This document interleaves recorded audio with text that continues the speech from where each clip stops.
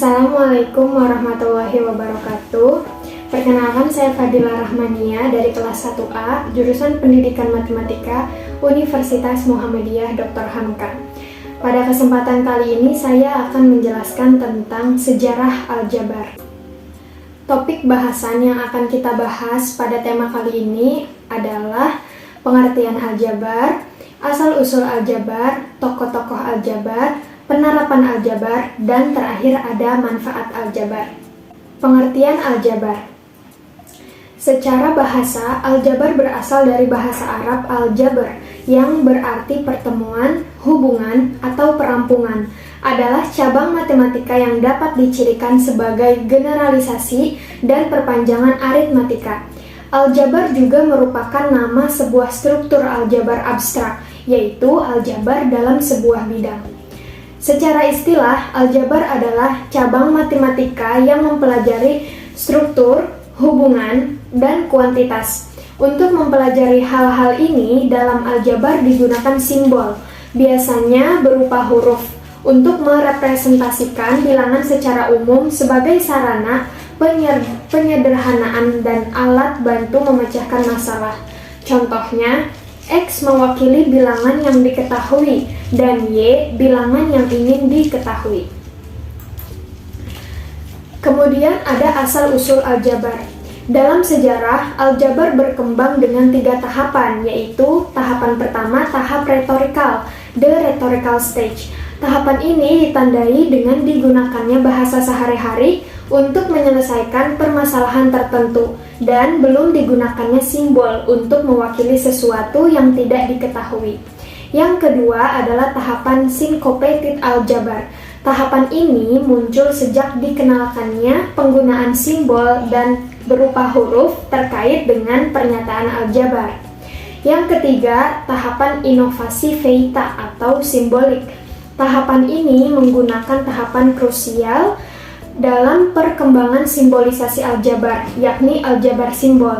Pada tahapan ini pula, mulai dimungkinkan menyatakan aljabar sebagai alat untuk memberikan aturan-aturan berkaitan dengan relasi secara numerik. Ketiga tahapan tadi, bila dirinci abad per abad, dapat dijelaskan sebagai berikut. Yang pertama, aljabar diindikasikan ada pertama kali di Mesopotamia 4000 tahun sebelum Masehi. Pada masa ini, matematika Mesopotamia berakar pada permasalahan akuntansi yang sejak awal merupakan bagian penting sistem birokrasi dinasti Mesopotamia pertama.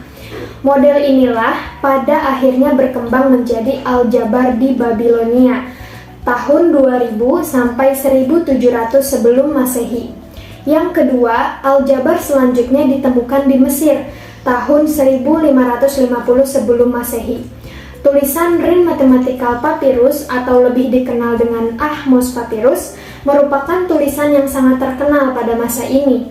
Contoh permasalahan aljabar pada papirus, sebuah bilangan ditambahkan dengan 1/7 dari bilangan itu hasilnya adalah 19. Berapakah bilangan yang dimaksud? Itulah salah satu contoh cuplikan permasalahan aljabar yang ditemukan pada naskah papirus. Yang ketiga, aljabar ditemukan pula di zaman Babilonia kuno, periode sekitar 1700 sebelum Masehi. Babilonia kuno merupakan negara di semenanjung Persia yang saat ini menjadi negara Irak dan Iran.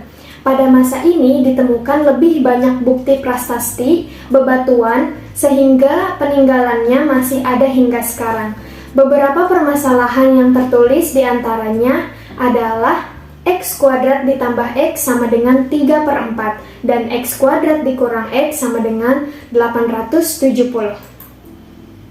Yang keempat, bila ditelusuri di Cina sekitar tahun 200 sebelum Masehi, dapat ditemukan pula buku matematika Cina yang paling terkenal, yakni sebuah buku klasik berisi ringkasan permasalahan-permasalahan matematika. Buku tersebut diberi judul Jiu Zhang Xuanzu, Non-Chapter on the Mathematical Art. Seperti halnya dengan penulis-penulis Babilonia, penulis Cina juga berupaya memasukkan setiap permasalahan dengan logaritma penyelesaian yang rinci namun tidak didiskusikan bagaimana metode penyelesaian yang dapat digunakan. Kelima, pada abad ke-9 di Baghdad ditemukan seorang ilmuwan besar bernama Muhammad bin Musa al-Khwarizmi antara tahun 780 sampai 850 Masehi dengan naskah Al-Jabar yang dituangkan dalam buku Al-Kitab Al-Muhtasar fi Hisab Al-Jabr wa Al-Muqabalah. Al-Khwarizmi dikenal sebagai ilmuwan besar dan terbaik di zamannya karena dia berani merintis dan mendobrak tradisi keilmuan dalam Islam. Bagian pertama buku ini berisi petunjuk cara menyelesaikan persamaan kuadrat dan linier.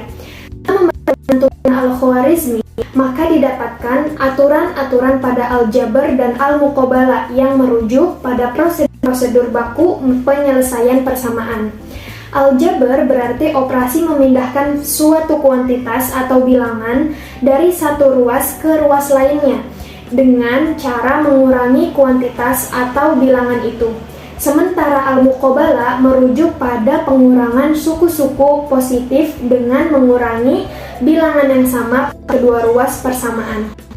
Sebagai contoh, mengubah 3x plus 2 sama dengan 4 min 2x menjadi 5x plus 2 dengan 4 adalah contoh Al-Jabr. Sedangkan mengubah 5x plus 2 sama dengan 4 menjadi 5x sama dengan 2 merupakan contoh Al-Muqabalah. Yang keenam, para matematikawan Islam dan Eropa bertempat di Italia pada abad ke-16 melakukan suatu rangkaian kerjasama untuk menyelesaikan persamaan Al-Jabar. Akan tetapi mereka belum ada yang berhasil menyelesaikannya hingga tahun 1510 Masehi, zaman Scipio del Ferro. Penyelesaian persamaan pertama kali dipublikasikan oleh Gerolamo Cardano dalam bukunya Ars Magna Sive de Regulis Algebris, The Great Art or on the Rules of Algebra, tahun 1545 Masehi. Karya-karya Al-Khwarizmi pada masa ini juga diterjemahkan oleh ilmuwan Eropa bernama Robert Chester dan Gerard Cremona. Pada masa inilah mulai redupnya ilmuwan-ilmuwan Islam di Timur Tengah dan matematika mulai berkembang di Eropa. Mulai abad ke-18, ilmuwan-ilmuwan Eropa yang dipelopori Leonhard Euler mulai berjaya. Euler menulis buku Introduction to Algebra. Buku ini berupaya merangkum semua karya yang telah dikerjakan oleh para ilmuwan sebelumnya. Teks pertama yang ditangani adalah sifat-sifat bilangan bulat, pecahan, bilangan rasional, dan bilangan kompleks. Euler juga berjasa dalam mengenalkan bilangan imajiner sebagai bilangan yang ada di dalam imajinasi manusia, akan tetapi memiliki sifat bahwa bila dikalikan dengan dirinya sendiri, hasilnya berupa bilangan negatif. Pada abad ke-20, Al-Jabar terus berkembang di Eropa dengan tokoh MacLean dan Birkhoff. Mereka memandang Al-Jabar sebagai seni dalam memanipulasi penjumlahan, perkalian, dan perpangkatan bilangan. Aturan-aturan pada manipulasi ini dikenakan pada semua bilangan, dan banyak manipulasi dikenakan pada huruf sebagai representasi dari bilangan. Kemudian ada tokoh-tokoh Al-Jabar. Setidaknya ada 7 tokoh Al-Jabar, yaitu yang pertama ada Muhammad bin Musa al-Khwarizmi, yang kedua Al-Qolasadi, yang ketiga Nikolai Ivanovich Lobachevsky, yang keempat Sharaf al-Din al-Muzaffar bin Muhammad bin al-Muzaffar al-Tusi, yang kelima Omar Khayyam, yang keenam Kawasaki, dan yang ketujuh ada Robert Ricord. Yang pertama Al-Khwarizmi. Muhammad bin Musa al-Khwarizmi adalah seorang ahli matematika, astronomi, astrologi, dan geografi yang berasal dari Persia. Lahir sekitar tahun 780 Masehi di Al-Khwarizm, sekarang Khiva, Uzbekistan, dan wafat sekitar tahun 850 Masehi. Hampir sepanjang hidupnya ia bekerja sebagai dosen di sekolah kehormatan di Baghdad.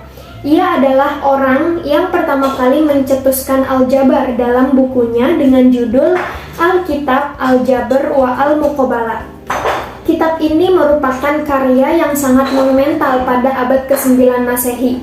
Oleh para ilmuwan barat, buku tersebut disalin ke banyak bahasa dan menjadi rumus pedoman untuk menyelesaikan kerumitan ilmu matematika.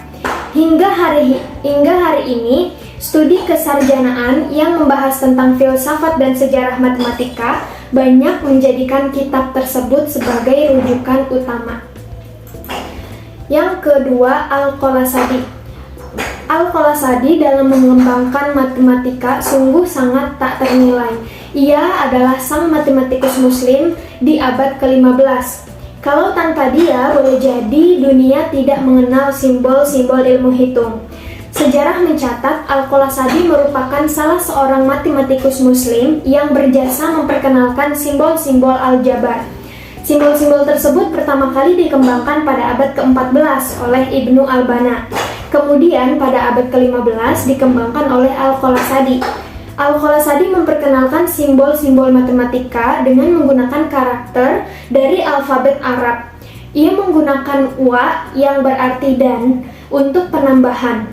Untuk pengurangan, Al-Qolasadi menggunakan ila berarti kurang. Sedangkan untuk perkalian, ia menggunakan fi yang berarti kali. Simbol ala yang berarti bagi digunakan untuk pembagian. Kemudian selanjutnya ada Nikolai Ivanovich Lobachevsky, 1 Desember 1792 sampai 24 Februari 1856, adalah matematikawan Rusia. Ia terutama dikenal sebagai orang yang mengembangkan geometri non-Euclides, independen dari hasil karya Janus Bolyai, yang diumumkannya pada 23 Februari 1826,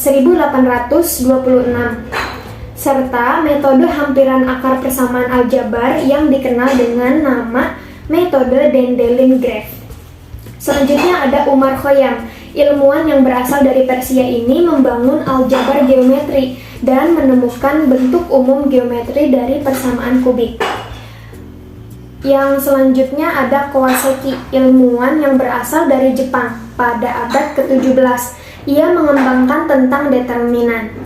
Selanjutnya Robert Recorder, seorang yang memperkenalkan tanda sama dengan yang terdapat dalam bukunya yang berjudul The Watchstone of White pada tahun 1557. Terakhir ada Syaraf al-Din al-Muzaffar bin Muhammad bin al-Muzaffar al-Tusi, matematikawan dan astronom Islam dari Persia. Syarif al-Din mengajar berbagai topik matematika, astronomi, dan yang terkait seperti bilangan, tabel astronomi, dan astrologi. Al-Tusi menulis beberapa makalah tentang aljabar. Dia memberikan metode yang kemudian dinamakan sebagai metode Ruffini-Horner untuk menghampiri akar persamaan kubik. Meskipun sebelumnya metode ini telah digunakan oleh para matematikawan Arab untuk menemukan hampiran akar ke n dari sebuah bilangan bulat, Al-Tusi adalah orang yang pertama kali menerapkan metode ini untuk memecahkan persamaan umum jenis ini. Dalam Al-Mu'adalat tentang persamaan, Al-Tusi menemukan solusi aljabar dan numerik dari persamaan kubik dan yang pertama kali menemukan turunan polinomial kubik, hasil yang penting dalam kalkulus diferensial. Selanjutnya adalah penerapan aljabar dalam berbagai aspek. Sangat banyak sekali penerapan aljabar yang berguna bagi umat manusia pada saat ini. Di sini setidaknya ada 3 penerapan aljabar, yaitu untuk siswa atau mahasiswa, untuk ibu rumah tangga, dan penerapan aljabar untuk pedagang. Untuk siswa dan mahasiswa, mereka menggunakan aljabar ini dengan mendapatkan nilai rata-rata setiap semester yang sama atau dapat melebihi rata-rata nilai semester sebelumnya. Untuk ibu rumah tangga, untuk mengatur keuangan keluarga, yaitu dengan aljabar. Penerapan aljabar untuk pedagang. Setiap pedagang harus mampu mengelola keuntungan dan kerugian komoditas dengan bijak. Kebijakan untuk mengelola keuntungan dan kerugian tersebut dapat dilihat dari kemampuan masing-masing pedagang dalam mengontrol harga jual dan harga belinya. Seperti yang kita ketahui, untuk mengetahui keuntungan dan kerugian komoditas dibutuhkan perhitungan. Nah, perhitungan inilah digunakan aljabar. Selanjutnya ada manfaat aljabar dalam kehidupan. Sangat banyak sekali manfaat aljabar dalam kehidupan di berbagai aspek. Yang pertama, dapat digunakan dalam perekonomian, seperti perhitungan dalam perdagangan, pertanian, perikanan, maupun hitungan biasa dalam keseharian. Yang kedua, meningkatkan loyalitas berhitung bagi para akuntan, banker, ataupun pegawai administrasi lainnya. Yang ketiga, bermanfaat bagi instansi pemerintahan yang berhubungan dengan matematika, secara langsung ataupun tidak, seperti Badan Pusat Statistik, data bagan dalam suatu sekolah maupun pemerintahan. Itulah beberapa materi yang sudah disampaikan. Saya tampilkan beberapa sumber dan referensi, setidaknya ada 5 sumber dan referensi yang saya ambil untuk penyampaian materi ini. Terakhir, terima kasih atas perhatiannya. Terima kasih pada semua yang sudah nonton sampai habis. Mudah-mudahan video ini bermanfaat. Mohon maaf jika banyak kekurangan. Wassalamualaikum warahmatullahi wabarakatuh.